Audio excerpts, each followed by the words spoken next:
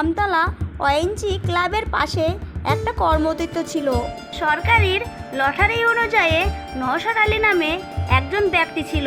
তিনি 19 নম্বর রুমটা পেয়ে যান। সেখানে প্রায় 46টা দোকান ছিল, কিন্তু সবাই ওই লটারি অনুযায়ী পেয়েছে। এর মধ্যে কেউ কেউ কোনো ব্যবসায় শুরু করে দিয়েছে।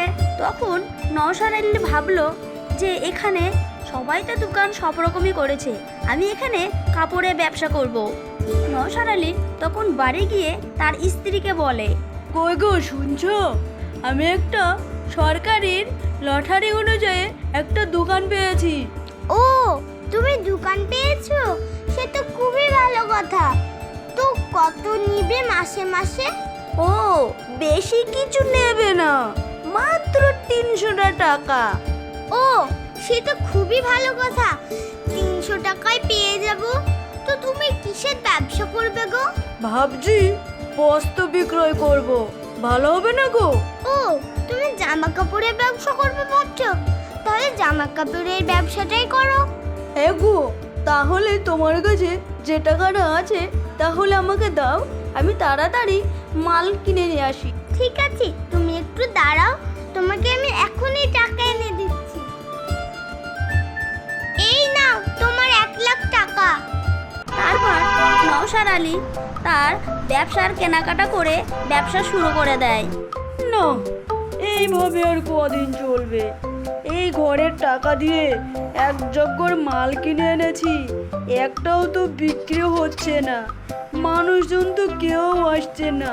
দোকানটা এত ভিতরে, যদি রাস্তার ধারে হতো তাহলে ব্যবসাটা আমার ভালোই চলতো। এর মধ্যে কয়েকটা দোকান, লোকজন কি করে আসবে? আমার তো ভাবনায় মাথা গুলিয়ে যাচ্ছে। না, এইভাবে আর কতদিন চলবে?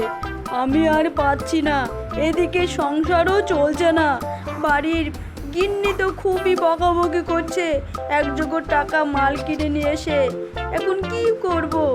দেখি পিন্টু প্রধান আছে, তার সাথে একবার না হয় কথা বলেই দেখি। ও ও ও ও ও তো ওই তো মনে হচ্ছে পিন্টু প্রধান আসছে। কি গো মামু, তোমাকে কদিন ধরে খুঁজে বেড়াচ্ছি, তোমার তো পাত্তাই পাওয়া যাচ্ছে না। তোমার মনে হচ্ছে খুব কাজের চাপ। আমার সঙ্গে কিছু বলবে নাকি পিন্টু মামু? বলছি মামু, আমি এসেছিলাম তোমার কাছে 20,000 টাকা ধার করার জন্য। কই, তোমার তো পাত্তাই পাওয়া যাচ্ছে না। পিন্টু বাবু হাসালে, প্রধান মানুষ হয়ে যদি আমাদের কাছে টাকা ধার নেন তাহলে তো লোকে হাসবে।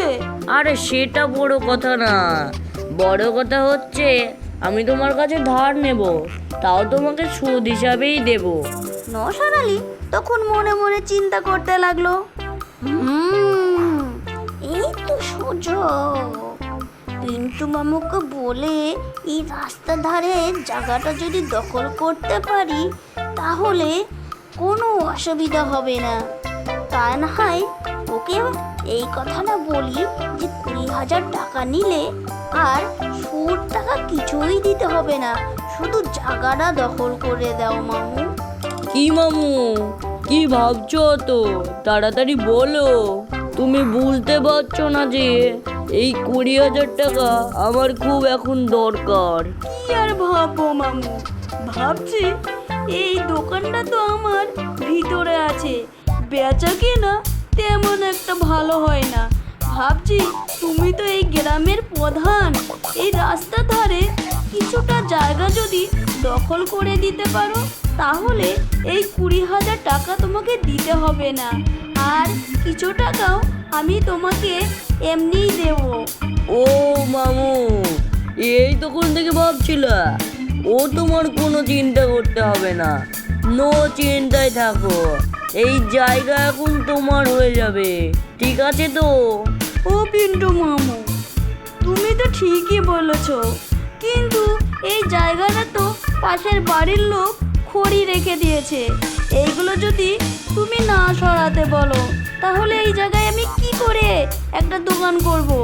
ঠিক আছে, অত তোমাকে চিন্তা করতে হবে না, আমি ওদের সাথে কথা বলে নেব।